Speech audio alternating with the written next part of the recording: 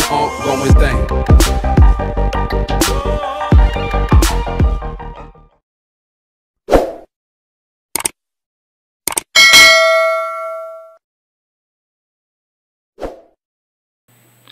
Perhatikan tabel di bawah ini, ya.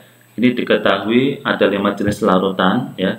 pH awalnya larutan pertama 5,60 ditambah dengan sedikit basa menjadi 6,00 tambah sedikit asam menjadi 5,00. Untuk larutan 2 pH awalnya 5,40 ditambah sedikit basa menjadi 5,42, kemudian tambah sedikit asam menjadi 5,38.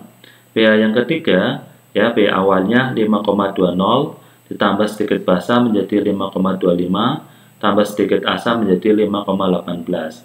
Kemudian larutan yang keempat, pH awalnya 8,20 ditambah sedikit basa menjadi 8,80 ya. Kemudian tambah sedikit asam menjadi 7,80. Larutan kelima, ya, pH awalnya 9,20 ditambah sedikit basa menjadi 9,60 tambah sedikit asam menjadi 8,70 ya, atau 70. Oke, larutan yang mempunyai sifat penyangga adalah A 1 dan 2, B 2 dan 3, C 3 dan 4, D 3 dan 5, E 4 dan 5. Di sini konsepnya adalah pH larutan penyangga, ya, pH larutan penyangga, ya, penyangga itu relatif stabil, ya, relatif stabil. Maksudnya apa? Dia berubah tapi berubahnya nggak terlalu banyak, ya. Kita lihat yang larutan pertama ini berubahnya lumayan drastis, ya.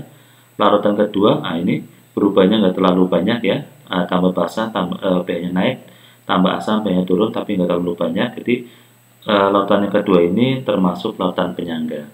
Kemudian larutan yang ketiga juga sama, ya, pH-nya tidak berubah terlalu banyak, ya, jadi tambah basa naik, tambah asam turun tapi cuma sedikit. Jadi ini juga larutan penyangga.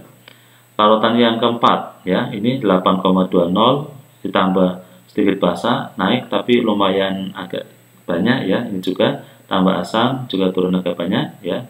Kemudian larutan kelima juga sama, tambah basa naik tambah asam juga turun tapi agak banyak, ya. Jadi kalau kita lihat larutan 2 sama 3 itu larutan tersebut berubah pada penambahan basa atau asam tapi relatif sedikit, ya. Jadi jawaban untuk soal ini adalah option yang B, ya.